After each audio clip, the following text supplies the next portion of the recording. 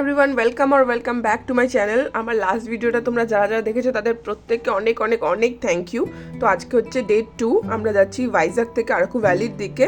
তো আমাদের সাথে সাথে তোমরাও এই জার্নিটা এনজয় করো। আর আই থিঙ্ক সবাই জানো যে আরাকু ভ্যালি যেতে অসংখ্য কেভ পড়ে। আমি তো 43 অবধি গুনেছিলাম, তারপরে আমি কাউন্টিংও হারিয়ে ফেলেছি।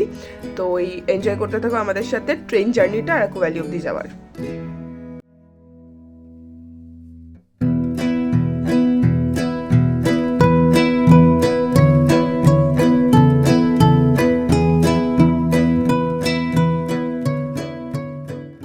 সো বেসিক্যালি আরাকু ভ্যালির একটা মেইন স্পট হচ্ছে বোরা কেভস, যেটা কিনা বাই ট্রেন গেলে আরাকু ভ্যালির আগের স্টেশন। তো আমরা ডিসাইড করলাম তার আগের স্টেশনেই নেমে যাব, একেবারে ওটা দেখে আরাকু ভ্যালির দিকে যাব।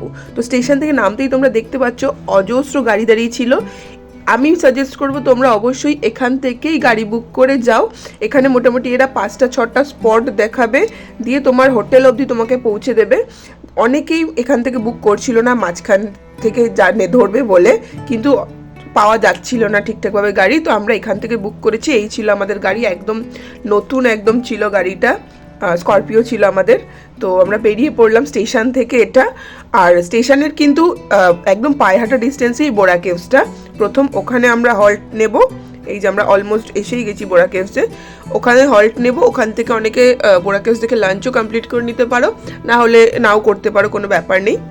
এবার বলি ডিস্টেন্সের কথা। বোরা কেভস থেকে আরাকু যদি তুমি স্ট্রেট চলে যাও তাহলে 36-37 কিলোমিটার হয়। বাট যেহেতু এখানে আমরা পথে যে যে স্পটগুলো পড়বে সবটাই দেখতে দেখতে যাবো, কারণ আরাকু গিয়ে রিটার্ন করার there is no point, right?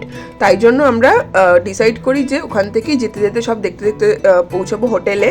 যে কারণে আমাদের অলমোস্ট 6টা কি 7টা স্পট, আমাদের প্রত্যেকের আমাদের 6জন ছিলাম, একটা স্করপিও গাড়ি নিয়ে পুরো হোটেল অবধি পৌঁছানো অবধি বলেছিল আমাদের 7,500 টাকা, বাট আমরা ফাইনালি এটা ঠিক করি 6,000 টাকাতে। তো ফাইনালি আমরা বোরা কেভস পৌঁছে গেছি। দেখতে পাচ্ছ এখানটা থেকে অনেকটা হাইটেই উপরে উঠতে হচ্ছে। গাড়ি পার্ক করা আছে, তারা ফোন নাম্বার দিয়ে দিয়েছিল, বলেছিল আপনাদের ঘোরা হয়ে গেলে আপনারা কল করবেন, আমরা আবার পিক করে নেব, নেক্সট অকেশনের জন্য বেরিয়ে যাব। সো এই হচ্ছে বোরা কেভসের এন্ট্রান্স। সকাল 10টা থেকে বিকেল 5টা অবধি এটা খোলা থাকে। আমাদের লেগেছিল 60 টাকা করে অ্যাডাল্টদের জন্য, আর যদি কোনো সাথে বাচ্চা থাকে তাহলে 45 রুপিস করে পার হেড। তো আমরা এখন গেট দিয়ে তো ঢুকে গেছি, আমরা এখন এগোচ্ছি। একটু হেঁটে গুহাটা পরে এ দেখুন একজন ভোট প্রচার করছে এখানে। তো চলো যাওয়া যাক। তো কিছু দূর যেতেই দেখা হলো এনাদের সাথে। একটা লিমকার বোতলকে ফুটো করে নিয়ে বেশ ব্যবস্থা করে নিয়েছে খাওয়ার।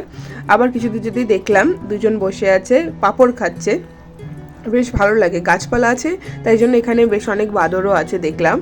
তো তারপর ওখান থেকে কিছু দূর এগোতেই দেখলাম মারাত্মক ভিড় এন্ট্রান্সের মুখে। তো চলো তোমরা একটু ফাস্ট ফরওয়ার্ডে দেখে নাও।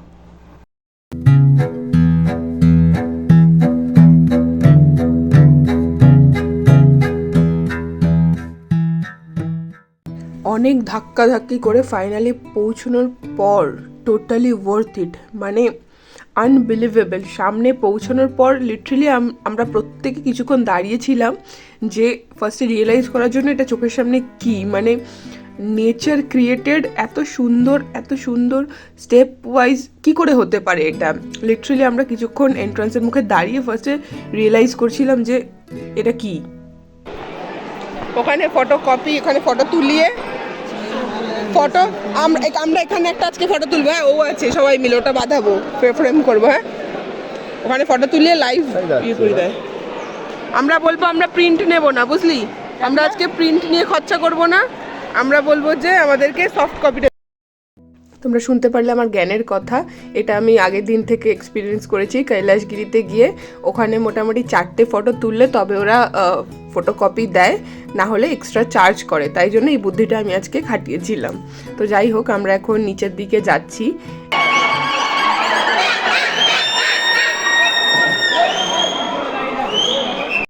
তোমরা আমার মুখে যে লাইটসের রিফ্লেকশন দেখতে পাচ্ছ, এটা এখানকার গভর্নমেন্ট থেকে দেওয়া হয়েছে।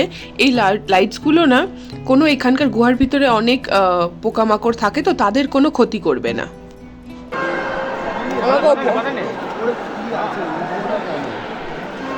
যাই থাক, ওই খাড়াতে উঠবো আমি।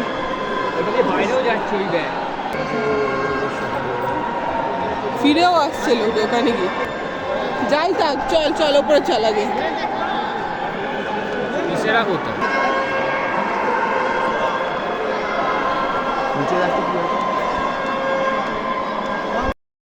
এই যে যার জন্য আমি এত জেদ করছি যাবই বলে, এটা হচ্ছে পুরো বোরা কেভসের মধ্যে সবচেয়ে উঁচু খাড়া একটা সিঁড়ি, যেখানে খুব কম মানুষই উঠতে পারছিল। বাট ওখানে পৌঁছানোর পর তখন অবধি আমরা জানতাম না যে ওখানে গিয়ে কী আছে, কেন এত লোকে উঠছে। কিন্তু ফাইনালি যখন পৌঁছালাম তখন গিয়ে দেখলাম স্বয়ং মহাদেব ওখানে বসে আছেন এবং আমাদেরকে দেখা দিচ্ছেন। আর ওখানে একজন পুরোহিত বসেছিলেন। এত ভালো লাগবে ওখানটাতে, মানে একটা গুহার মধ্যে অত কষ্ট করে ওপরে সিঁড়িতে উঠে ওখানে বসে 5 মিনিট বসে ওখানে পুজো দেওয়া ভীষণ ভালো ফিল হবে, ভীষণ ভীষণ। আর এই পাথরগুলো দেখতে পাচ্ছ, এগুলো বহু বছর দিনের পর দিন ধরে বৃষ্টির জল পড়ে পড়ে পড়ে এই শিলাগুলো এক একটা আকার নিয়েছে। তো দেখতে পাচ্ছ কতটা খাড়া সিঁড়ি, এখানে আমরা লাইনে দাঁড়িয়ে। সো ওখানে পুজো দেওয়ার পর না আমি আর ওখানে কোনো ভিডিওই করতে পারিনি, আমি অন্য ট্যানজেন্টে চলে গেছিলাম। তো যাই হোক, আমরা এখন বেরিয়ে পড়েছি বোরা কেভস থেকে। এখন আমরা যাচ্ছি নেক্সট স্পটে, I guess Ananthagiri waterfalls. Driver তাই বলেছেন। তো মাঝে যদি আর কিছু পড়ে যায় তো ডেফিনেটলি সেগুলোতেও থামাবো।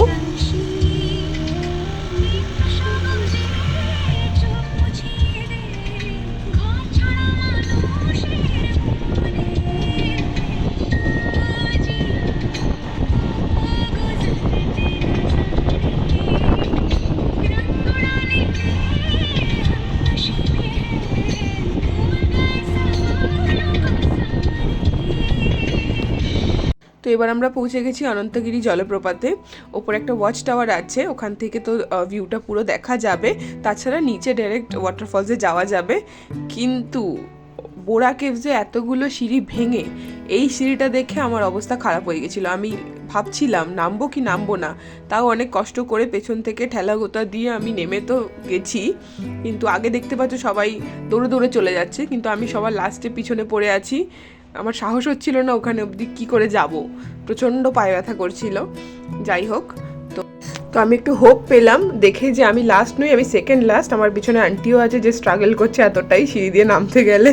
তো চলো যাওয়া যাক। আর এই ওয়াটারফলসটা বেশ ছোটোখাটো কিউট একটা ওয়াটারফলস, কিন্তু এটাকে দেখে যা মনে হলো এটা এখানকার লোকাল এরিয়ার যারা তাদের জন্য খুব ভালো। মানে উইকেন্ডে এসে এখানটাতে ফ্যামিলির সাথে টাইম কাটানো বা একটু স্নান করা ওখানেই, মানে যা দেখলাম এখানে যারা আছেন তারা প্ল্যান করেই স্নান করবে বলেই এসছেন। তো বেশ ভালো লাগছিল। আমরা তো ঘুরতে গেছিলাম জাস্ট দেখবো বলে, আমরা তো এই সব কিছু জানতাম না। বাট জলটা ভীষণ ঠান্ডা ছিল।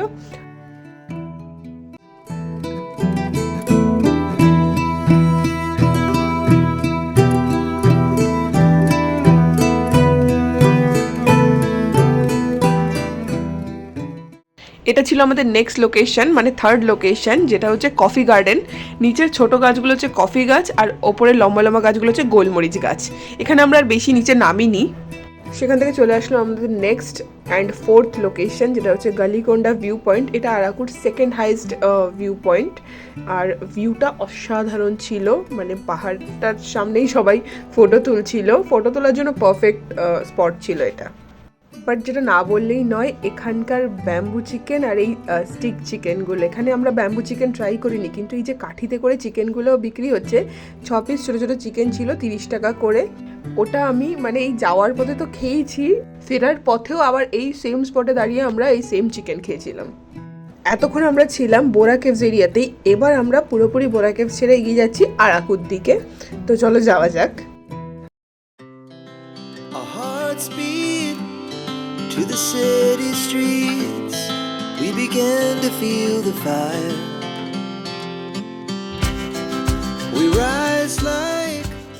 এই হলো আমাদের ফিফথ লোকেশন, কফি মিউজিয়াম। এখানকার এন্ট্রি ফিস হচ্ছে অ্যাডাল্টদের জন্য 20 টাকা, বাচ্চাদের জন্য 10 টাকা। তো অনেস্টলি আমাদেরকে ড্রাইভার দাদা অনেক জায়গাতেই নিয়ে গেছিলো, যেমন চকলেট ফ্যাক্টরি, আরও জু এখানকার। কিন্তু সত্যি বলতে আমরা এতটাই টায়ার্ড ছিলাম, আর সব জায়গায় এতটাই এন্ট্রান্সের টিকিট কেটে ঢোকার সেম জিনিস দেখা আমাদের মনে হচ্ছিলো ওয়ার্থ ইট হবে না। তাই আমরা ডিরেক্ট কফি মিউজিয়ামে চলে এলাম। ওই যে আঙ্কেল আমাকে দেখাচ্ছে যে এই দেখ মুন, এখানে অনেক কফি হয়ে রয়েছে, দেখতে পাচ্ছ তোমরা কফির ছোটো ছোটো ফল হয়েছে, এগুলোই পেকে গেলে এখান থেকে ওই সিডটাকে বের করে নিয়ে, মানে বীজটা বের করে নিয়ে ফিল্টার কফি তৈরি করা হয়। কফি মিউজিয়ামের ইন্টেরিয়ারগুলো বেশ সুন্দর ছিল, বেশ সুন্দর করে সাজানো ছিল, আর সবটাই কফির থিমে ছিল। তো এখানকার স্পেশালিটি যেটা, যার জন্য আমি নিজেকে কন্ট্রোল করতে পারছিলাম না, যেটা হচ্ছে একদম পিওর কফি থেকে, কোকো থেকে বানানো চকলেটস, যেটা তোমরা দেখতে পাচ্ছ। আমি অনেকগুলো বাড়িতে নিয়ে এসেছিলাম। সো এই হচ্ছে এখানকার পিওর কোকোর বানানো চকলেটস। অ্যান্ড হ্যাঁ, তোমরা যদি কেউ আরাকুতে যাচ্ছ আর কোনো সুভেনিয়ার নেওয়ার থাকে, দেন বেস্ট অপশান হচ্ছে এই কফি মিউজিয়াম। জুয়েলারি থেকে যে কোনো ধরনের, এই যে তোমাদেরকে আমি দেখাচ্ছি, ভিডিও আমি করেছি যতটা পেরেছি, অসংখ্য টাইপসের সুভেনিয়ার এখানে আছে কাউকে গিফট করার জন্য, ফ্যামিলি ফ্রেন্ডসদেরকে। তোমরা এখান থেকে ডেফিনেটলি নিতে পারো, আর রিজনেবল প্রাইসেও ছিল। ওকে, সো নেক্সট আমাদের লোকেশন ছিল 6 লোকেশন ট্রাইবাল মিউজিয়াম। এখানে সেরকম কোনো ভিডিও করিনি, কারণ ওই যে ভিড়টা তোমরা দেখতে পাচ্ছ, এই সবটাই টিকিট কাউন্টারের ভিড়। এখানে তোমরা জিপ লাইন বা সাইক্লিং বা রোপওয়ে, এগুলো সবই করতে পারো। আর এগুলো আমরা কলকাতা থেকে গেছি, আমাদের নিকো পার্ক বা যে কোনো জায়গাতেই আমরা এই ফেসিলিটিগুলো পেতে পারি, সেটা আলাদা করে আমরা ওই জন্য ওখানে আর কিছুই করিনি, আমরা ঘুরে চলে এসেছিলাম। ট্রাইবাল মিউজিয়ামের বাইরেই বেরোতে দেখি এখানকার কিছু মহিলারা ট্রাইবাল ডান্স করছে, ওখানকার যেটা রিজিয়নাল ডান্স। তো তোমরাও এনজয় করো সেটা।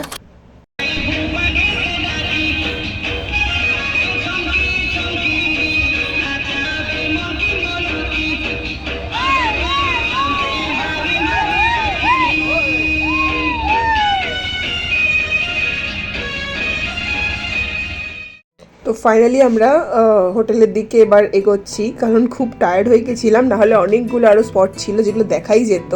তো আমাদের হোটেলের দিকে যেতে দেখলাম ওখানে অজস্র ক্যাম্পিংয়ের টেন্টসও আছে। আর এই যে অপোজিটে যেটা দেখলে, এটা হচ্ছে মধুর জন্য, এটা মৌমাছি চাষ করা হয়, মানে মধু চাষ করা হয়। তো এই ছিল আমাদের হোটেল আভিতেজ ইন। তো চলো ঢোকার সাথে সাথে একটা চট করে রুম ট্যুর হয়ে যাক। তো আমাদের এই হোটেলসটা একদমই নতুন প্রপার্টি। আমরা এটা বুক করেছিলাম ট্রিবো থেকে অনলাইনে।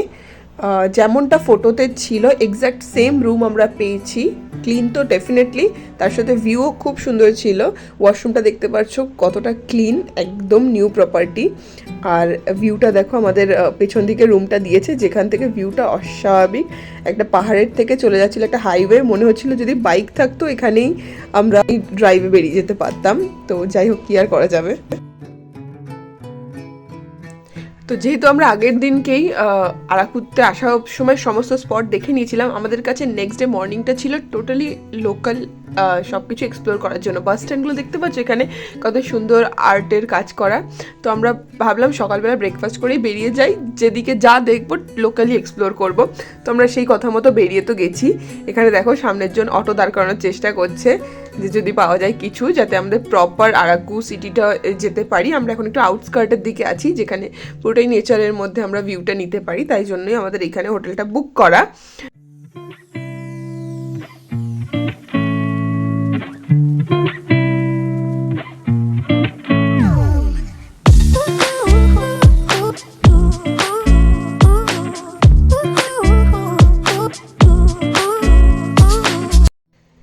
এখানকার বাস্তু মতেই চাল কুমড়োটাকে খুব মানে, এরা কোনো দোকান বা বাড়ি সব জায়গায় এটাকে ঝুলিয়ে রাখে।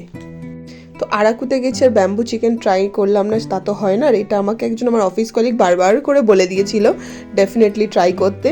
তো আমরা বসে গেছি সবাই মিলে, আমাদের সামনে একদম ফ্রেশ বানিয়ে দেওয়া হয়েছিল ব্যাম্বু চিকেন। তো একটা ব্যাম্বুতে অলমোস্ট 1 কেজি চিকেন দেওয়া হয়। তো আমরা ফার্স্টে একটাই অর্ডার করেছিলাম ট্রাই করার জন্য, আর তোমরা দেখে বুঝতে পারছো যে কতটা টেস্টি হয়েছিল এটা। তো আরাকু সিটিতে গিয়ে আমরা খোঁজ নিয়ে নিয়েছিলাম বাস কতক্ষণ, 30 মিনিটস পর পরই ভাইজাকে ফেরার বাস থাকে, যেহেতু আমরা কোনো কনফার্ম ট্রেন টিকিট করিনি রিটার্ন করার জন্য। তো যে কারণে আমরা বাস স্ট্যান্ডে এসে তো গেছিলাম, কিন্তু ওখানে গিয়ে দেখলাম আমরা জিপ দাঁড়িয়ে আছে, আর আমরা 6 জন ছিলাম। তো জিপের ড্রাইভার দাদাও বললো যে আমরা ফিরতে ফিরতে বেশ কিছু স্পট আবার দেখিয়ে দেবে। তো আমরা ভাবলাম আবার কবে আসবো না আসবো, ওয়াই নট। তো আমরা জিপ নিয়ে নিয়েছিলাম, আর জিপ নেওয়াতে প্লাস পয়েন্ট হয়েছে আমরা লোকালি সমস্ত বাজার আবার ভিউজগুলো সমস্ত এনজয় করতে করতে ভাইজাকে ফিরতে পেরেছি। জানি না আর কোনোদিন আরাকু আসতে পারবো নাকি, কিন্তু যে অসাধারণ অভিজ্ঞতা আর স্মৃতি নিয়ে বাড়ি ফিরছি সেটাই বা কজন পায়।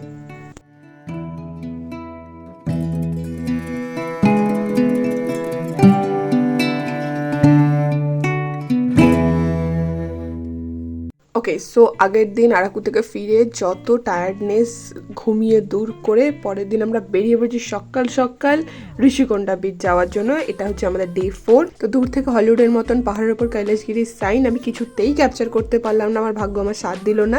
যাই হোক, সেই মায়া ত্যাগ করে আমরা পৌঁছে গেছি ফাইনালি ঋষিকোণা বিচ। আর বিচে গিয়ে আমি তো নিজেকে আটকে রাখতে পারি না জল দেখে। So beautiful, so beautiful. আর দ্য বেস্ট পার্ট ইজ এত খাবার ছিল ওখানে, oh my god, sweet corn, chaat, phuchka, bhel, ওফ, কত কত কত অপশানস যে আমি পাগল হয়ে গেছিলাম, নিজেকে আটকে রাখতে পারছিলাম না।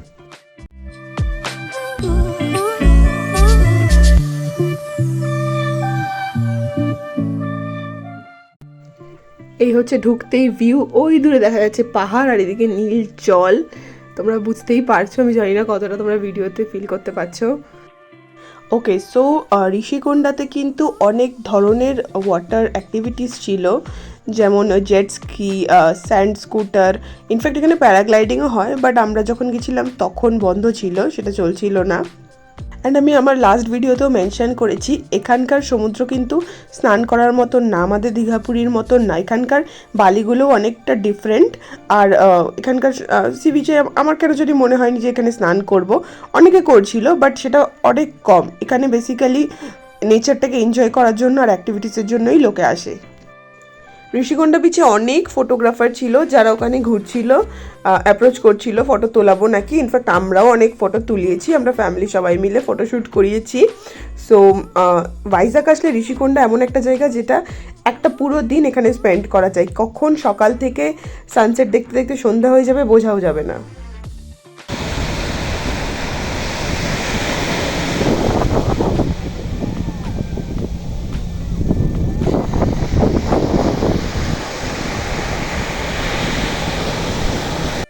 শুনতে পারলে তোমরা সমুদ্রের ডাক।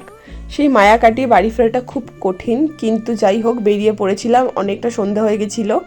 আমরা যখন ভাইজাগ গিয়েছিলাম তখন ওখানে ওদের একটা ফেস্টিভ্যাল ছিল যেটাকে ওরা পোঙ্গাল বলে। তো রাস্তায় এই জন্য ভীষণ ক্রাউড ছিল। ইনফ্যাক্ট আমাদের এখানে দুর্গাপুজোর মতোই সমস্ত দিক নো এন্ট্রি ছিল। কাল সকালে আমাদের বাড়ি ফেরার ট্রেন, তাই আজ আর বেশি দেরি করলে রাতে চলবে না। কিভাবে দেখতে দেখতে 4টে দিন কেটে গেল বুঝতেও পারিনি। সত্যি আর কোনোদিনও ভাইজাগ আসবো নাকি জানি না, কিন্তু ভীষণ ভালো লেগেছে। তো আজ আমাদের বাড়ি ফেরার পালা, এখন যাচ্ছি স্টেশনের দিকে। লাস্ট টাইমের জন্য ভাইজাগের রোডে বাইকে করে একটা জার্নি ভীষণ এনজয় করেছিলাম আমি। অ্যান্ড সত্যি কোথাও একটা ঘুরতে গেলে ভীষণ খারাপ লাগে। আমি তো এগুলো খুব ভাবি যে এখানকার মানুষ, কত মানুষের সাথে আলাপ হয়, কারোর সাথে ভালো লাগে, কারোর সাথে খারাপ লাগা, সব কিছু মিলিয়ে মিশিয়ে একটা ট্রিপ হয় আর কি। তো সেখানে আবার কোনোদিনও আসবো নাকি, এই এলাকা, কিছুদিনের জন্য আমি বাড়ি ফিরে সেই জায়গা সব কিছু খুব মিস করি। যাই হোক, আশা করি আমার এই পুরো ভাইজাগের যে সিরিজটা তোমাদের সবার খুব ভালো লেগেছে। লাস্ট পার্টটা যারা দেখেছিলে তাদেরকেও থ্যাংক ইউ, আর এই পার্টটাও যারা যারা দেখবে তাদেরকেও অ্যাডভান্স থ্যাংক ইউ। পরবর্তী আর কোনো কিছু কোথাও গেলে ডেফিনেটলি ট্রাই করব ক্যাপচার করার। দেখা হবে নেক্সট কোনো ব্লগে, ততক্ষণ অবধি সবাই খুব খুব খুব খুব ভালো থাকবে, সেফ থাকবে। চলো, টাটা।